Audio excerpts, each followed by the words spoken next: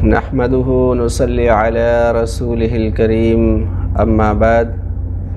اللهم صل على سيدنا ومولانا محمد النبي الأمي وعلى آله وسلم تسلیما۔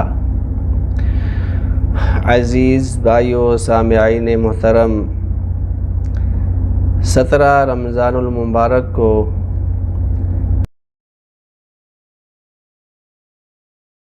المؤمنین والمؤمنات،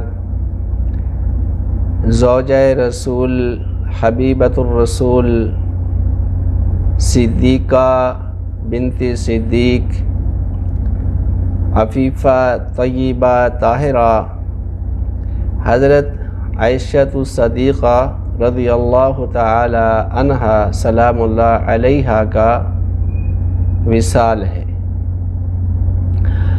حضرت عائشہ صدیقہ رضی اللہ تعالی عنہا مکہ مکرمہ میں پیدا ہوئیں 614 عیسوی کو۔ 614 عیسوی کو مکہ مکرمہ میں پیدا ہوئیں اور مدینہ منورہ میں 13 جولائی 678 عیسوی کو ان کی وفات ہوئی۔ آپ رضی اللہ تعالی عنہا نبی کریم صلی اللہ علیہ وسلم کی وفات کے بعد 47 یا 48 سال تک زندہ رہی، حیات رہی۔ حضرت عائشہ صدیقہ رضی اللہ تعالی عنہا جو ہے حضرت ابوبکر صدیق کی بیٹی ہیں۔ والد کا نام ابوبکر صدیق ہے اور والدہ کا نام ام رمان ہے۔ والد کی طرف سے مرہ بن کعب پر جا کر نبی کریم صلی اللہ علیہ وسلم سے شجرہ نسب یعنی خاندانی نسب جو ہوتا ہے وہ مل جاتا ہے،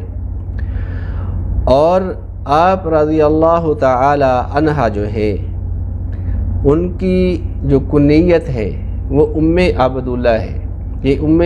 عبداللہ جو ہے زبیر بن عوام کے بیٹے ہیں، وہ زبیر جو آپ رضی اللہ تعالی عنہ کے بھائی ہیں۔ ایک مرتبہ یہ ہوا کہ حضرت عائشہ صدیقہ رضی اللہ تعالی عنہ نبی کریم صلی اللہ علیہ وسلم سے عرض کرنے لگی، یا رسول اللہ صلی اللہ علیہ وسلم، جو دوسری عورتیں ہیں انہوں نے اپنی کنیت کسی نہ کسی کے نام پہ رکھی ہوئی ہے، تو اب چونکہ یہ ایک شرف کی بات ہوتی تھی عرب کے اندر جو کنیت ہے، تو کہنے لگی یا رسول اللہ میں کس کے نام پہ اپنی کنیت رکھوں؟ تو اللہ کے نبی علیہ السلام نے فرمایا کہ آپ اپنے بھائی جو زبیر بن عوام ہے ان کے بیٹے جو عبداللہ ہیں ان کے نام پہ اپنی کنیت رکھ لیں، یعنی ام عبداللہ۔ یہ حضرت عائشہ کی کیا ہے؟ ام عبداللہ، اگر گرامر کے حساب سے کہیں گے تو یہ ان کی کنیت ہے۔ القابات جو ہیں عائشہ صدیقہ رضی اللہ تعالی عنہا کے، اس میں حبیبۃ الرسول یعنی رسول اللہ صلی اللہ علیہ وسلم کی محبوبہ، حمیرہ، آپ چونکہ سرخی مائل، سفیدی میں سرخی مائل تھی، خوبصورت تھی، نبی کریم صلی اللہ علیہ وسلم کے ساتھ محبت کرنے والی تھی اور فقیہہ تھی، تو یہ القاب جو ہے ان کو ملے۔ المبرہ کا بھی، طیبہ کا بھی، ان کو حبیبۃ المصطفیٰ کا بھی جو لقب ہے اس سے نوازا گیا، اور یہ پہلی زوجہ محترمہ ہیں جن کو ام المومنین کا لقب بھی ملا۔ اس شرف پہ یہ شرف بھی ان کو حاصل ہوا۔ حضرت ابی ہریرہ رضی اللہ تعالی عنہ کے بعد جو احادیث مبارکہ کا ذخیرہ ہے سب سے زیادہ اماں عائشہ صدیقہ کے پاس ہے، یعنی ان سے روایات زیادہ مروی ہیں حضرت ابی ہریرہ رضی اللہ تعالی عنہ کے بعد۔ حضرت عائشہ صدیقہ رضی اللہ تعالی عنہ جو ہے ان کی بہنیں، ایک کا نام اسماء بنت ابی بکر ہے اور ایک کا نام ام کلثوم بنت ابی بکر ہے۔ بھائیوں میں ایک کا نام عبد الرحمن ہے، عبد الرحمن بن ابی بکر، اور زبیر بن ابی بکر، تیسرے نمبر پہ عبداللہ بن ابی بکر بھائی ہیں، اور ایک محمد بن ابی بکر بھی ہیں جن کی پرورش حضرت علی رضی اللہ تعالی عنہ کے پاس ہوئی، جو کہ امیس کے بیٹے ہیں۔ یہ بھی حضرت ابو بکر صدیق کی زوجہ محترمہ تھیں۔ جب حضرت ابو بکر صدیق کا انتقال ہو گیا تو یہ جو امیس ہے ان کا نکاح حضرت علی رضی اللہ تعالی عنہ سے ہوا، اور یہ جو محمد بن ابی بکر ہیں جو میرے خیال میں بعد میں محمد حنفیہ کے نام سے بھی مشہور ہوئے، تو ان کی جو پرورش ہے، ان کی تربیت ہے، یہ حضرت علی رضی اللہ تعالی عنہ کے زیر سایہ ہوئی۔ اور اسی طریقہ سے یہ نسب کے اندر جو والد ہیں ان کی طرف سے قریشیہ تمیمہ ہے، یعنی قریشی تو ہے، اور تمیم جو خاندان ہے اس کے اندر سے ان کا نسب آتا ہے۔ اور والدہ محترمہ جو ہیں ان کی طرف سے یہ کنانیہ ہے، اور والدہ کی طرف سے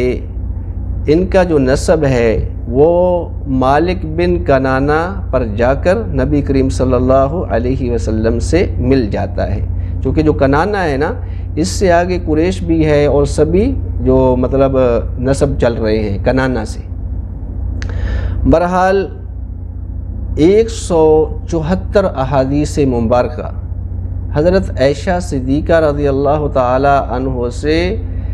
وہ ہیں جو بخاری و مسلم میں موجود ہیں۔ ایسی روایات ہیں 174 جو بخاری و مسلم نے ان کو آپ یہ کہہ سکتے ہیں متفق علیہ، جو حدیث مبارکہ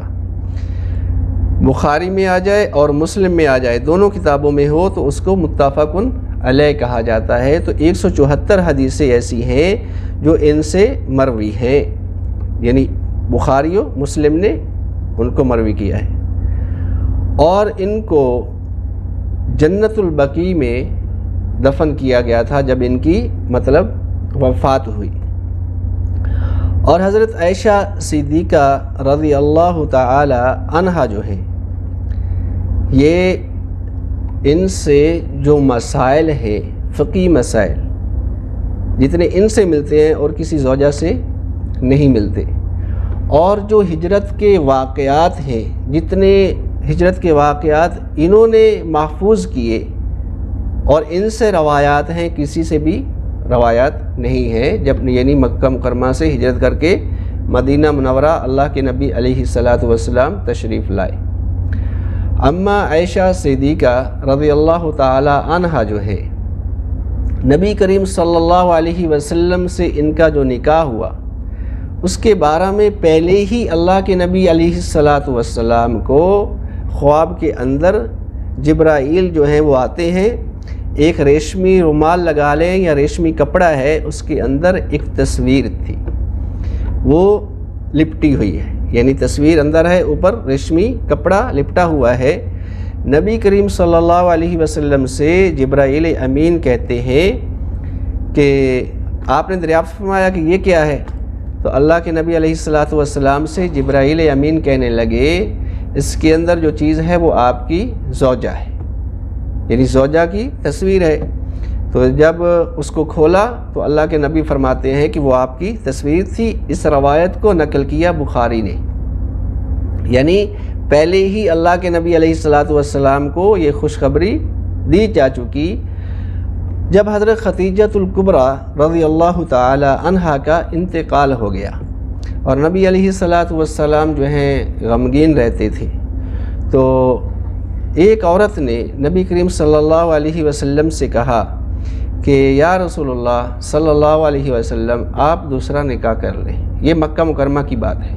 دوسرا نکاح کر لیں۔ تو آپ علیہ الصلاۃ والسلام سے وہ کہنے لگی دونوں قسم کی عورتیں میسر ہیں، یعنی مطلقہ بھی، بیوہ مطلقہ،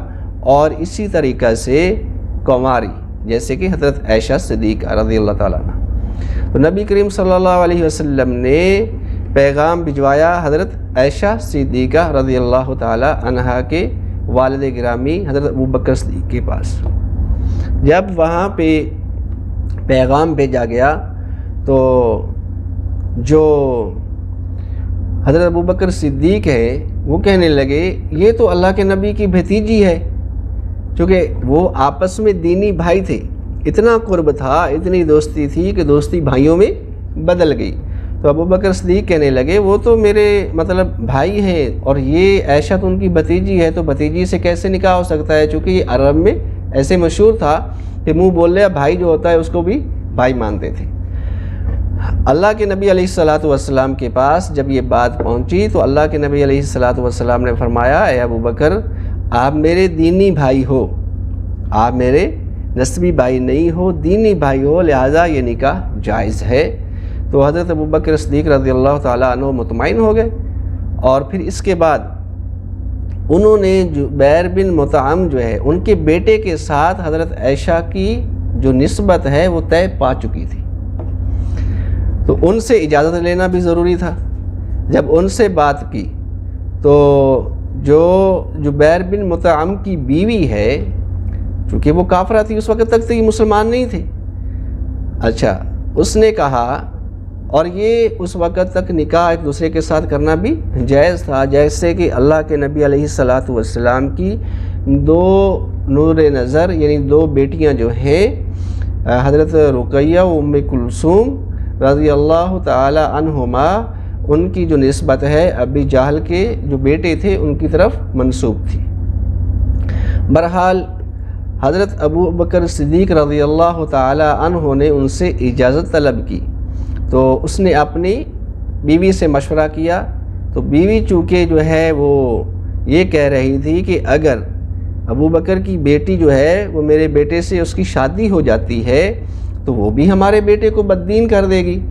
وہ مسلمانوں کو بددین سمجھتے تھے، یعنی ان کا دین چونکہ اس میں جو قدیم دین تھا وہ بس بتوں کی پوجا کرنا یا ایسی باتیں تھیں، تو انہوں نے یہ کہا کہ یہ ہمارے بیٹے کو ہم سے بیزار کر دے گی اور ہمارے بیٹے کو بددین کر کے اسلام میں داخل کر دے گی، لہٰذا ہم مطلب اس رشتے سے نکاح رہی ہیں، ٹھیک ہے یہ نکاح کر لیں۔ چنانچہ نبی کریم صلی اللہ علیہ وسلم سے اماں عائشہ صدیقہ رضی اللہ تعالی عنہا کا نکاح 6 سال کی عمر میں ہوا۔ اب وہ جو ہیں اماں عائشہ کہتی ہیں، یہ خود ہی راویہ ہیں اس حدیث کی، کہتی ہیں کہ میں جھولا جھول رہی تھی، مجھے نہیں پتا تھا، تو میری جو والدہ ہیں ام رومان مجھے پکڑ کے لے گئیں اور مجھے بٹھایا، میرا جو ہاتھ منہ ہے وہ دھوئے، اور اس کے بعد جو ہے مجھے مطلب پہلے پتہ نہیں تھا لیکن بعد میں مجھے بتلا دیا گیا کہ آپ کا نکاح ہو گیا ہے۔ اور جب نبی کریم صلی اللہ علیہ وسلم نے ہجرت فرمائی تو اماں عائشہ صدیقہ رضی اللہ تعالی عنہا کی عمر اس وقت 9 سال کی تھی، تو رخصتی کر کے دے دیا گیا۔ اللہ کے نبی علیہ السلام، یہ ایک اس میں بات اور سمجھ لیں، جو لبرل لوگ ہیں، جو کفار مغرب ہیں، ان سے جو متاثر لوگ ہیں یا مغرب کے لوگ، وہ اعتراض کرتے ہیں کہ ایک 6 سال کی بچی کا نکاح 55 سال کے آدمی سے کیسے؟ تو یاد رکھیں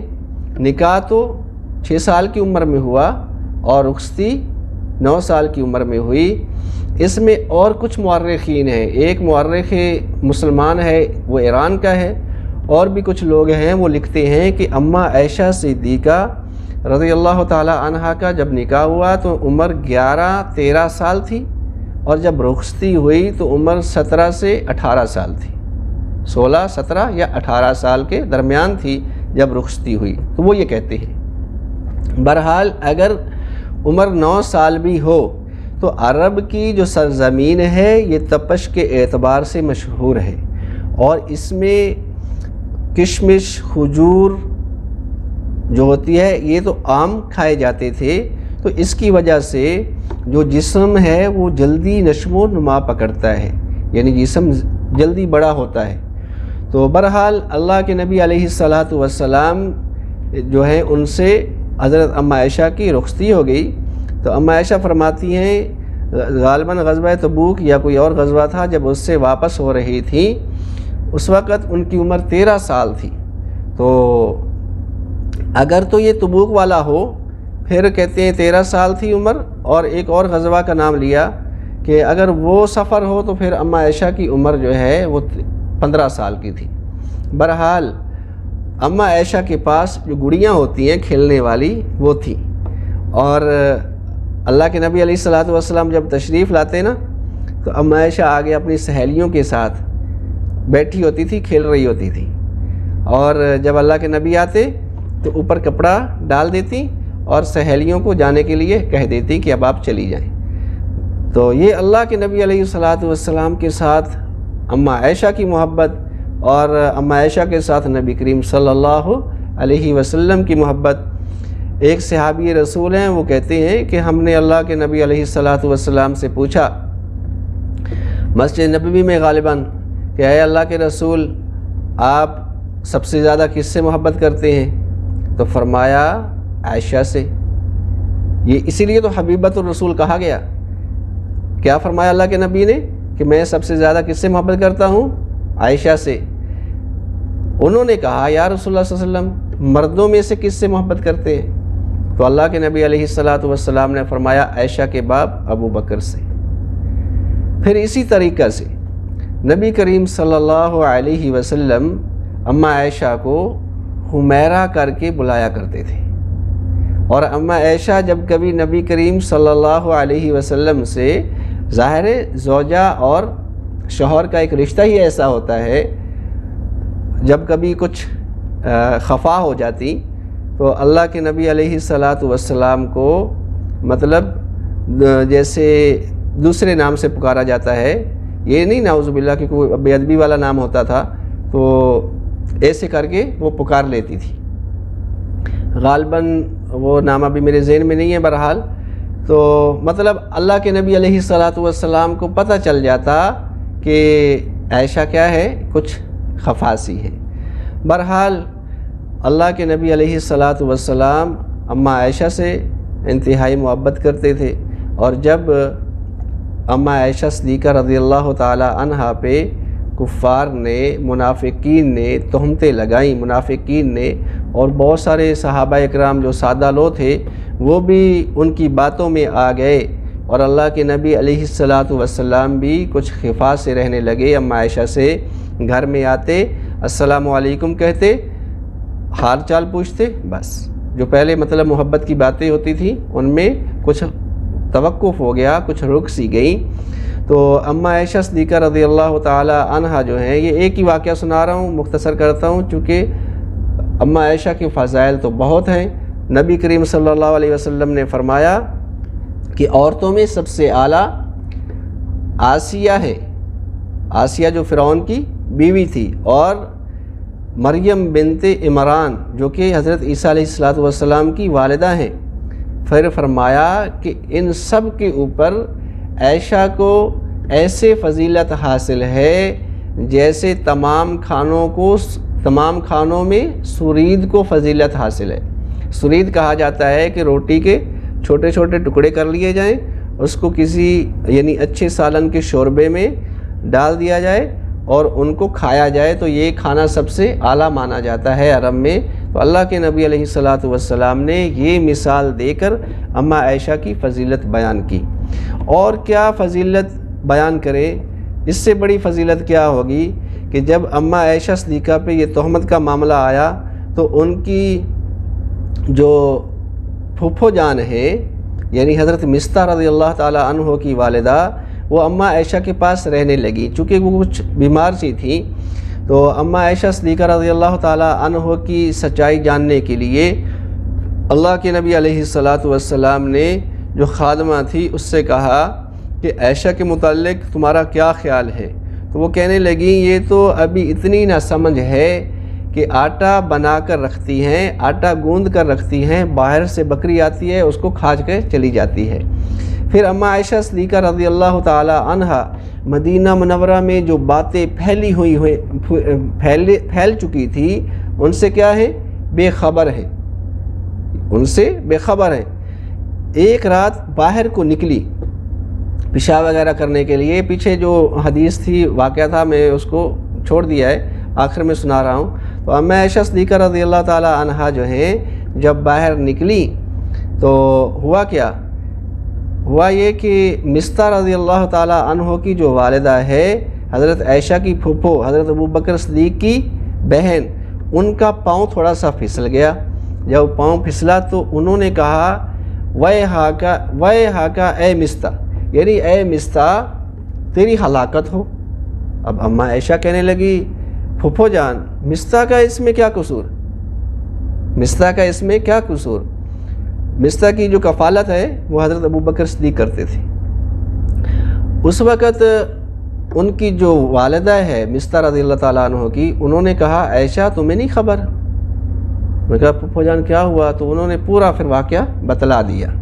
جب پوری بات بتلا دی تو اللہ کے نبی علیہ السلام کی یہ زوجہ محترمہ کو اس وقت پتہ چلا تو یہ پریشان و غمگین رہنے لگی اور بھی زیادہ بیمار ہو گئی۔ تو آپ علیہ السلام نے فرمایا اے عائشہ اگر تو آپ سے گناہ ہوا ہے تو پھر آپ توبہ کریں، توبہ کر لیں اللہ تعالیٰ سے۔ تو اللہ کے نبی صلی اللہ علیہ وسلم سے اماں عائشہ، بخاری کی روایت ہے، کہتی ہیں کہ میں نے کہا چونکہ پریشانی کی وجہ سے، غمگینی کی وجہ سے مجھے جو حضرت یعقوب علیہ السلام ہیں ان کا نام بھی یاد نہیں رہا، تو میں نے کہا، اماں عائشہ کہتی ہیں کہ اگر تو میں کہوں کہ میں نے گناہ کیا ہے یہ جھوٹ ہے، درست نہیں ہے، اور اگر میں کہوں کہ میں نے گناہ نہیں کیا تو آپ لوگ بھی یوسف کے والد کی طرح اعتماد نہیں کرو گے۔ یعنی حضرت یعقوب علیہ السلام کا نام بھول گئی لینا، یہ کہہ دیا کہ یوسف کے باپ کی طرح آپ بھی یقین میری بات پہ نہیں کرو گے۔ بہرحال المختصر، مسجد نبوی کے اندر نبی کریم صلی اللہ علیہ وسلم نے صحابہ اکرام سے مشورہ کیا کہ اب میں کیا کروں، کیا کرنا چاہیے۔ حضرت علی رضی اللہ تعالی عنہ کھڑے ہوئے، یہ نہیں کہ کوئی نعوذ باللہ انہوں نے مخالفت کی، بلکہ یہ ویسے عرض کیا یا رسول اللہ صلی اللہ علیہ وسلم اگر آپ مطمئن نہیں ہیں تو عرب کے اندر آپ کے لیے بہت ساری عورتیں موجود ہیں، آپ ان سے نکاح کر سکتے ہیں۔ اچھا، پھر حضرت عمر رضی اللہ تعالیٰ عنہ سے پوچھا گیا تو حضرت عمر رضی اللہ تعالیٰ عنہ کہنے لگے یا رسول اللہ صلی اللہ علیہ وسلم جب آپ نماز کی حالت میں تھے، آپ کے موضع پر کچھ قدر نجاست لگی تھی، اللہ نے نماز کے اندر ہی وہی بھیج کر اس کو اتروا دیا، تو جو اللہ آپ کے موضع پہ نجاست کو برداشت نہیں کرتا تو کیا وہ آپ کے بستر پر ایک بری عورت کو برداشت کرے گا؟ یعنی بری عورت کو لا سکتا ہے اللہ تعالیٰ؟ تو میرے دوستو، مطلب یہ تھا کہ حضرت عائشہ کی وہ صفائی دے رہے ہیں۔ اس کے بعد کیا ہوا کہ نبی کریم صلی اللہ علیہ وسلم کے جو صحابہ ہیں ان میں دو گروہ بن گئے، دو جماعتیں آمنے سامنے آ گئیں۔ جو یہی جو عبداللہ بن ابی تھا منافق، اس کی طرف سے الزامات تھے، تو وہ صحابہ جو پکے مومن تھے وہ بھی کچھ ان کی طرف مائل ہو گئے، ایک خون کا رشتہ ہوتا ہے اس کی سپورٹ کرنے لگے۔ تو اللہ کے نبی علیہ السلام نے سب کو بٹھا دیا، چونکہ قریب تھا کہ لڑائی ہو جاتی، سب کو بٹھا دیا۔ پھر اللہ تبارک و تعالیٰ کی وحی کا انتظار کرنے لگے۔ اب